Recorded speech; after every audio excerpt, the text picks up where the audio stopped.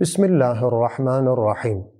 Mübarək Ramazan ayının axırıncı gecəsinin əməllərinizi diqqətinizə çatdırıram. Ramazan ayının axırıncı gecəsi 29-cu gecədə ola bilər, 30-cu gecədə ola bilər. Bildiyiniz kimi İslam təqvimində hicri qəməri təqvimi ilə aylar 29 olur ya da 30 olur, 31 olmur.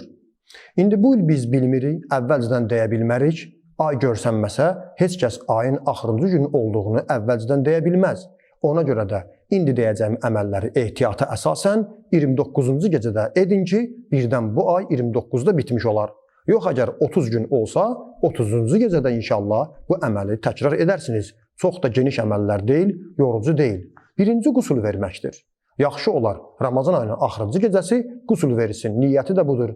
Ramazan ayının axırıncı gecəsinin qusulunu verirəm, qurbətən ilallah. 2. İmam Hüseyn əleyhissalamın ziyarətnaməsi oxunsun. Yaxında olanlar Kərbalada oxuyacaqlar, uzaqda olanlar bir imama salam verməklə Əssalamu əleykə ya Əba Abdillahil Hüseyn deməklə kifayətlənmək olar. 4. Bu gecə 100 dəfə Allahdan istiğfar diləmək, bağışlanmaq istəmək lazımdır. Əstəğfirullaha və ətubu iləyh. 100 dəfə Allahım səndən bağışlanmaq istəyirəm və tövbə edib sənə tərəf qayıdıram. 5.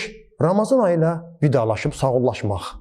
Bu ayla sağollaşmaq çox təkid olunmuşdur. Ramazan Allahın ən üstün ayıdır. Bu ayla sağollaşmaq lazımdır və gələn Ramazana qədər Allahdan ömür istəmək lazımdır. Uzun dua və geniş dua İmam Səccad əleyhissalamın Səhifə-i Səccadiyyə adlanan Azərbaycanca tərcümə olunmuşdur. 45-ci duasını oxumağı fürsət bilin, oxuyun. Amma qısa dualar ki var, biri Peyğəmbərimizdən nəql olunmuşdur. Peyğəmbərimizin sahabəsi Cabir buyurur ki, Peyğəmbərimizin hüzuruna çatdım. Ramazan ayının axırıncı cüməsi idi. Peyğəmbərimiz mənə belə buyurdu. O Həzrət mənə belə dedi. Bugün Ramazan ayının axırıncı cüməsidir. Onunla vidalaş, sağollaş və de. Allahümmə la təcəalhu axirəl əhdi min siyaminə iyyah fə in cəəltəhu fəcəalni mərhuma və la təcəalni məhruma. Çox gözəl duadır. Mənası budur. Allahım, bunu bizim üçün Ramazan ayının orucu ilə axırıncı görüş qərar vermə. Mənim bu Ramazan ayımı, oruç tutmağımı axırıncı Ramazan qərar vermə.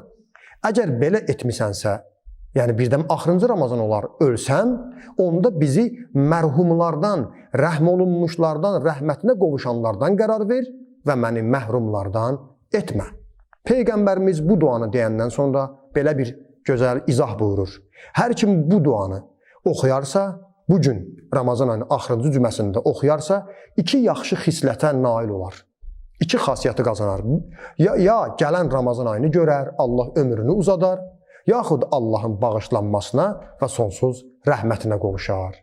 Ya gələn Ramazana qədər Allah sənə ömür verəcək, ya da Allah səni bağışlamış olacaq. İmam Sadiq əleyhissalam da başqa bir duasında buyurur ki, hər kim Ramazan ayının axırıncı gecəsi bu ayla vidalaşarsa və bu duanı, indi deyəcəyim duanı oxuyarsa, səhər sübh olmamışdan qabaq Allah onu bağışlayar, ona tövbə etmək uğurunu, tövfiqini əta edər.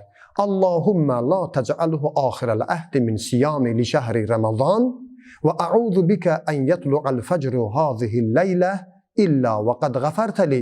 Allahım, bunu mənim Ramazan ayının orucu ilə axırıncı görüşüm qərar vermə. Axırıncı Ramazanın orucumu etmə. Sənə pənah aparıram, ilahi. Axırıncı Ramazanın gecəsidir. Sənə pənah gətirirəm ki, məbada bu gecə mənim üçün açılsın, sübh olsun, lakin məni bağışlamamış olasan. Bu duanı da İmam Sadiqdəndir. Oxuyun.